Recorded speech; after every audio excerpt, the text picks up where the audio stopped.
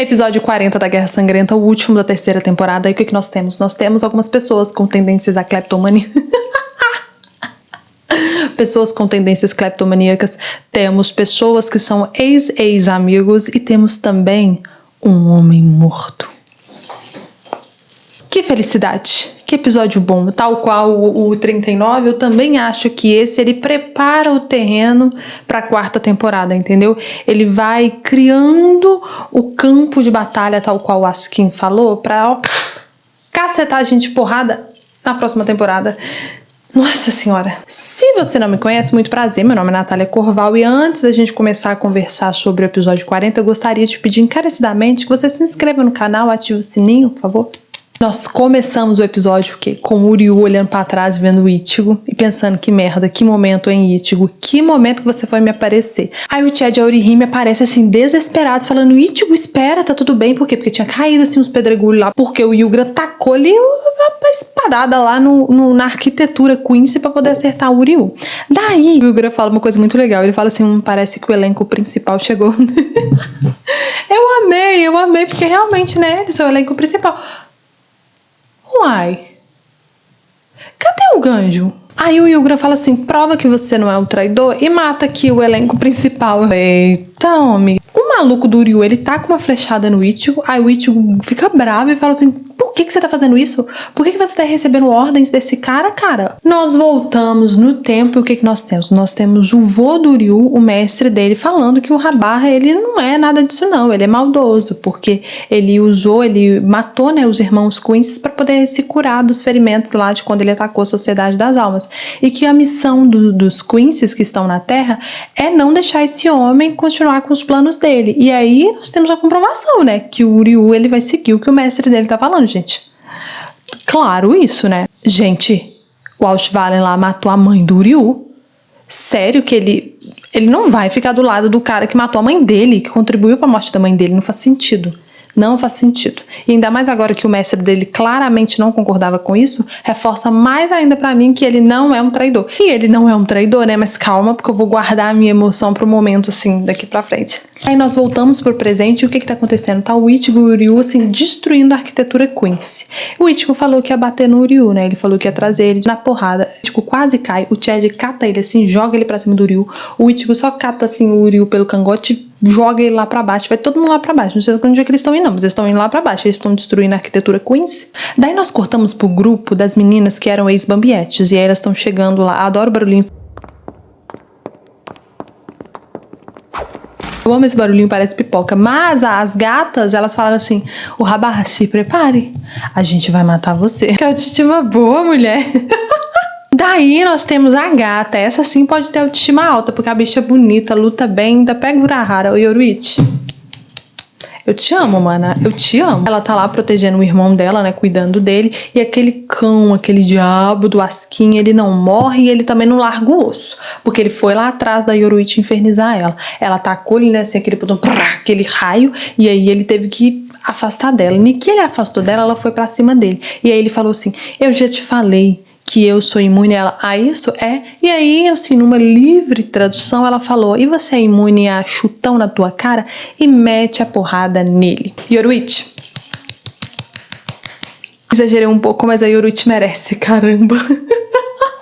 Mas aí, gente, a gente corta pra quem? A gente corta lá pro Gerard, aquele insuportável daquele Quincy que fica o vestido de Thor. A gente prende o cabelo, tá muito quente aqui, eu tô começando a passar mal. Mas, voltando aqui à fofoca, o Gerard, né, o vestido de Thor, ele tá tacando torre pra cá, tacando torre pra lá, e a Momo tá escondido dentro de um daqueles prédios lá. Tá, nossa, me lembrou a Attack on Titan, ele tá parecendo aqueles titãs chatos, insuportáveis. Ele chega assim com um zoião e vê a Momo, ele destrói o prédio que ela está. Daí nós temos uma cena maravilhosa que é o quê? Que são os Visors chegando. Eu fiquei... que emoção, porque o Rose chega e fala: realmente é um milagre você não conseguir acertar uma moça, uma menina machucada. Eu arrepiei, tá? Eu arrepiei na hora que os Visors chegaram. Eu fiquei assim, minha nossa senhora. E o nosso comandante interino, o chefe dos Visors, um líder nato, né, gente? A gente concorda que o Shinji, ele tem aquela postura de um líder, ele lidera. E aí ele fala pro Gerard lá: se prepare, porque se as 13 divisões de guarda da corte não deu conta, os Vizers darão. E vai dar uma porrada nele. Eu tô ansiosa pra isso. Nossa senhora. Um detalhe importante. Quando eu vi essa imagem, eu lembrei que eu sonhei com a Unohana. Só que eu sonhei com a Unohana com um manto. Só que tinha outra coisa nas costas. Não era o símbolo da divisão 4 e não era o símbolo da divisão 11. Era um outro símbolo.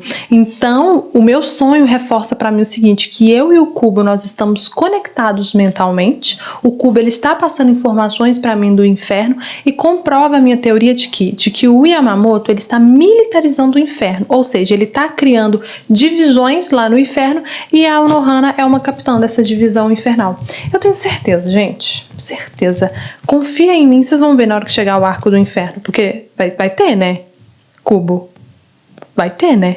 Mas voltando, né, o nosso comandante interino Shinji, o que ele faz? Ele arranca o manto. Neste momento o Yamamoto, ele se revirou lá no inferno, ele sentiu-se um arrepio e falou: tem alguém desrespeitando o manto. Mas faz sentido ele tirar o manto, né, porque ele é um Vizer, porque eles estão com as máscaras, então agora eles são os Vizers, ele não é mais o capitão, ele não é mais o Shinigami, vocês entendem? É sutil, mas é Kubo. Nossos amigos Fullbrings, a menininha fofinha Hiruka e o menininho lourinho antipático que fica só no celular jogando. O que eles estão fazendo? Eles estão descendo naquele trilho lá que o Urahara criou. Daí eles chegam na casa da Kukako. Mas aí quando eles chegam na casa dela e olham pro lado, tá caindo, sim, umas estrelas cadentes, uns meteoros, alguma coisa tá caindo em cima do Sereitei. Aí a gente vai lá pra dentro do Sereitei. O que tá caindo? Ainda não sabemos, daqui a pouco nós vamos saber. Mas tem uma pessoa importante, quem? O Aizen, que ele vira e fala assim: francamente, o que vocês estão fazendo aí? Eu amo muito como o Aizen, ele sempre começa com francamente. É quase um eu não tenho paciência com quem tá começando, ou um eu estou cercado por idiotas. Sinceramente, o povo que tá lá no Sereitei, eles não têm um minuto de paz. É o tempo inteiro assim, que inferno, gente. Sabe o que era as luzes lá caindo? Uns pedaços do Lilibarro. Esta praga dos infernos tinha morrido. Por quê? Por quê? Mas que saco! E aí ele taca assim um poderzinho, né? Porque aqueles periquitinhos lá, aquele pássaro irritante lá, que é aquela forma final dele. Daí ele ataca o povo, mata os Shinigamis com certeza, e quando ele tá armando assim, ó, uma bola de fogo pra poder matar o povo, ele é partido ao meio. E o que partiu ele ao meio? A Morena tá viva, gente. O Kira tá vivo, gente. Eu amo o Kira, olha aqui, porque, nossa, eu fiquei muito triste quando ele morreu, e eu não quis aceitar que ele morreu, e aí mostrou ele assim com a lua. Uma vez eu pesquisei o nome dele e apareceu aquilo lá, eu tô assim, será que é a Bankai dele? Eu achei que era a Bankai dele, mas não é a Bankai dele, porque ele fala assim, que bando de pássaros irritantes. Aí esses pássaros irritantes lá do Lilibarro vira e fala assim, quem é você que partiu a gente ao meio, blá blá blá blá. Aí o que ele vira e fala? Um homem morto. E aí uma pausinha aqui na sequência lógica do episódio que eu preciso compartilhar com vocês. Essa questão desse orgulho samurai, Shinigami que tem, né? Ele é um homem morto. Ele não é um Shinigami. Ele não tá mais vivo. Ele morreu. O que ele é? Um homem morto. Vocês percebem a profundidade disso ou eu tô assim... Já tô lunática, já tô loucona da cabeça? Porque eu acho bonito ele falar, eu não tô vivo. Eu morri. Isso aqui é algo que não é vivo. Se não é vivo, é morto. Então eu sou um homem morto. Inclusive, em algum lugar aí, um Bleach amigo falou que ele fala que ele é um cadáver. Isso é forte. Mas aí a gente volta no passado e o Ichigo e o Uryu, eles estão conversando lá no terraço da escola. Aí o Ichigo fala assim, aqui, mas você não liga de estudar numa escola assim, normal, não? Aí o Uryu tá lendo. Ichigo, faltou uma sensibilidade aí, um respeito, né? A pessoa tá lendo, não interrompe, não incomoda a pessoa que tá lendo, não. Mas enfim, o Uryu para de ler e olha pra ele e fala assim, como você não entendi? Ele fala, é que você é filho de médico, né? Você iria estudar numa escola para filhos de médicos que querem virar médicos. Aí o Uryu vira e fala assim, mas seu pai também é médico? Aí ele fala, meu pai não conta não, meu pai é só um cara com barba. Mas isso é importante, porque isso prepara terreno para o que vai vir a acontecer. Aí o Uryu fala assim que ele não quer mais ser médico. Aí o Ichigo até fala, mas você já quis em algum momento? Mas se você não quiser falar, não precisa falar e sai. Aí mostra o Uryu piquitito falando que desde quando ele viu aquilo, ele decidiu que ele não queria ser médico, porque ser médico significava abrir sua esposa morta Ele não queria. Ô, gente, eu achei pesado pra um pitico ver aquilo, tadinho. A mãe dele tinha morrido. Aí você vê o pai, né, abrindo ali, mexendo no corpo da sua mãe. Pesado, pesado. Se a gente parar pra pensar, é bem pesado. E aí, será que isso contribui pro ódio que ele tem do pai dele, da raiva que ele tem do pai dele? Então, nós voltamos pro presente. Aí o Ichigo, ele tá questionando: Uryu, por que você tá do lado deles? Aí o Uryu fala assim: pra que você tá perguntando? Aí ele fala: se você tiver um bom argumento. Aí o Uryu fala: o que você vai fazer? Eu vou descer a porrada em você do mesmo jeito e te convencer a vir pro lado de cá. Aí o Uryu fala assim: e se eu não tiver um bom argumento? Aí o Ichigo responde: eu vou te bater do mesmo jeito. Eu sempre bato nessa tecla que eu adoro o Ichigo porque ele é muito humano. Ele é humano. E ele é um adolescente. Ele tem comportamento de adolescente. Ele é gentil, mas também ele é sem paciência. Ele é meio estressado. Isso é tão Ichigo, isso é tão bonito. Isso é tão rico pro personagem que, ó... Então o Uryu, ele prova que ele não é um traidor. Ele mostra um pingente, um negócio lá, Quincy, e fala que tem uns portões lá, que é lá pra baixo eles podem descer, que eles vão abrir um portão que vai direto lá pro mundo dos vivos. Que esses portões são interligados. Ele fala que todos os Stand-Hooters, eu acho que é, eles têm esse pingente aí que consegue andar pelos portões, e aí tem o portão lá do mundo dos vivos que ele manda o Ichigo, a Orihime e o Chad vazar assim na Braquiara. Vai embora, forte, porque o negócio aqui vai ficar tenso. E aí ele fala que ele vai derrotar o Rabá. Mulher, que autoestima boa, mulher, mas mesmo assim, Uryu, eu te amo, eu sempre acreditei em você, Uryu, eu nunca duvidei que você, talvez por um momento eu duvidei, mas eu nunca cogitei a possibilidade de você ser 100% traidor. Nunca passou pela minha cabeça. Uryu, você não é traidor. Aí o Ichigo vai pra poder pegar esse pingente e não pega. Ele agarra assim o cangote do Uryu e começa a brigar com ele. Fala assim: por que você tá mandando a gente embora ao invés de pedir pra gente te ajudar? Aí o Uryu fala assim: para de ser chato. Aí assim, o Uryu cansou do teatro. Aí ele grita de volta, manda o Ichigo ir embora, parar de encher o saco dele, que só ele pode resolver isso, porque ele tem o sangue do mestre dele, o avô dele e da mãe dele. Aí eu fiquei pensando: por que o sangue da mãe dele? A mãe dele não era doentinha? Ela não era meio sangue? A avó dele não ficava enchendo saco lá, aquela velha chata Quincy.